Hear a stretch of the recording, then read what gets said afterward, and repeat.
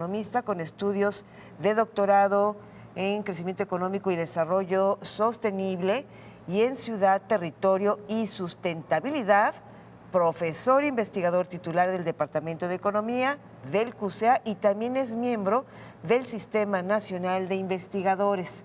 Es decir, que del tema que vamos a tratar, sabe.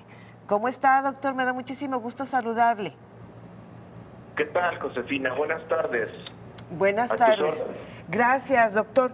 Pues de este tema, aunque se dijo respetuoso de la autonomía del Banco de México, pues el presidente de la República, Andrés Manuel López Obrador, como que se le adelantó y hace un anuncio.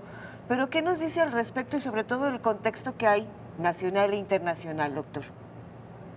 Bueno, yo no tengo la certeza de que haya sido una violación a la autonomía del Banco de México, porque la autonomía del Banco de México se ejerce en la medida en que es la Junta de Gobierno la que determina la política monetaria. En este caso, quien determina los cambios que, de acuerdo a las condiciones económicas nacional e internacional, se recomienda hacer a la tasa de interés en este momento. Y en ese sentido entiendo que fue la Junta de Gobierno la que decidió, no el presidente. El presidente adelantó la noticia, lo que no implica una violación a la autonomía del Banco de México bajo ninguna circunstancia. Cierto es que el estilo del presidente lo induce, y más de una vez hemos sido testigos de ello, a protagonizar eventos y noticias que en muchos de los casos no le corresponde divulgarlas, hacerlas públicas, como fue en esta situación de la decisión del Banco de México de incrementar la tasa de interés. Pero yo no veo en absoluto ninguna violación a la autonomía. Eso quiero aclararlo de manera contundente.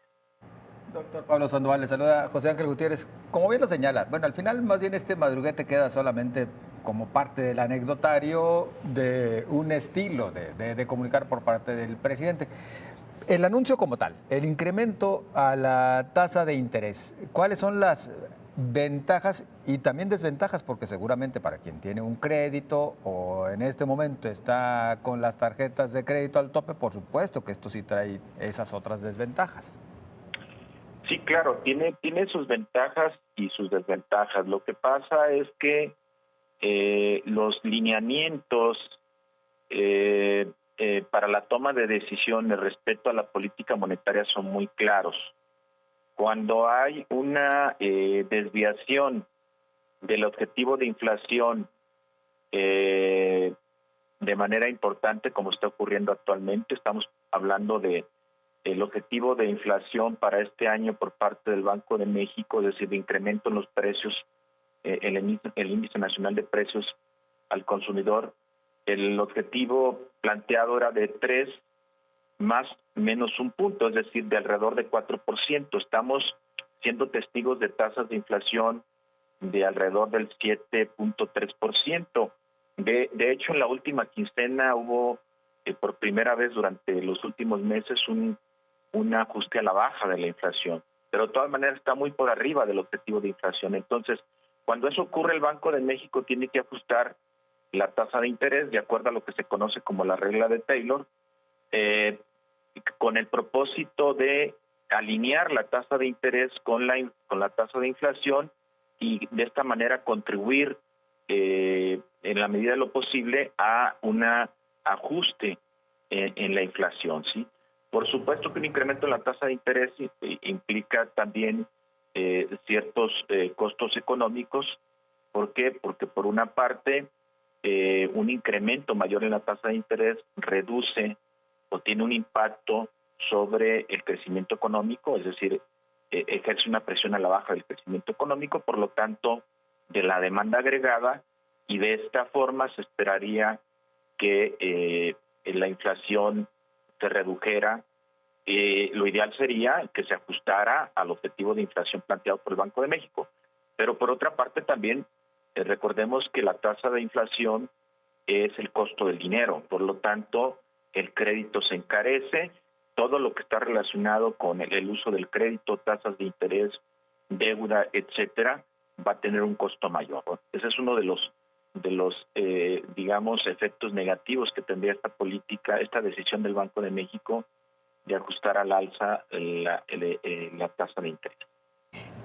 Doctor, ¿ventaja o desventaja el que se tome esta medida? ¿Qué nos dice de las inversiones extranjeras? Bueno, las decisiones de inversión extranjera responden a un conjunto de variables que por supuesto los inversionistas observan en cada mercado.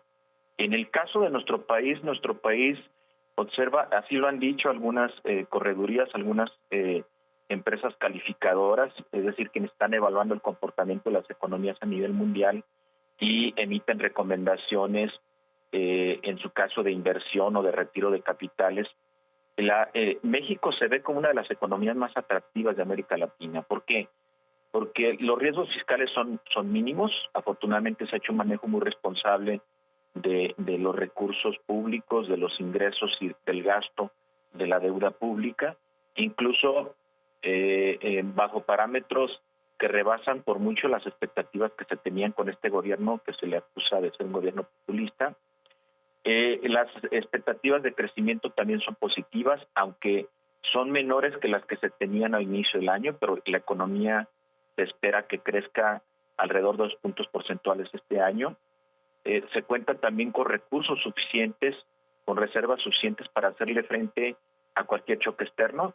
Las reservas equivalen más o menos a 6 meses de importaciones, es decir, podríamos solventar en una condición crítica durante 6 meses la compra de bienes y servicios que hacemos fuera del país. Y también el tipo de cambio mantiene niveles aceptables. Entonces, me parece que estas son condiciones que favorecen, que hacen atractivo al país para la inversión extranjera, y además creo que los programas de inversión que el gobierno ha impulsado generan también, contribuyen a este atractivo, ¿no? Entonces yo creo que el país está en una condición comparativamente mejor que muchos países de América Latina e incluso del continente asiático, que es con quienes competimos en términos de acceso a capitales a nivel mundial. Doctor Pablo Sandoval, bueno, mucho queda en el tintero por platicar justamente acerca, sobre todo lo que estamos viviendo y particularmente para tratar de contener la inflación. Lamentablemente el tiempo es el que se nos ha venido encima, así que seguramente podemos quedar emplazados para una muy próxima charla. Por lo pronto, muchísimas gracias por acompañarnos. Al contrario, gracias a ustedes. Quedo a sus órdenes. Muy buenas tardes. Hasta pronto, Muy doctor. amable. Buenas tardes. Y vamos con esto rápido.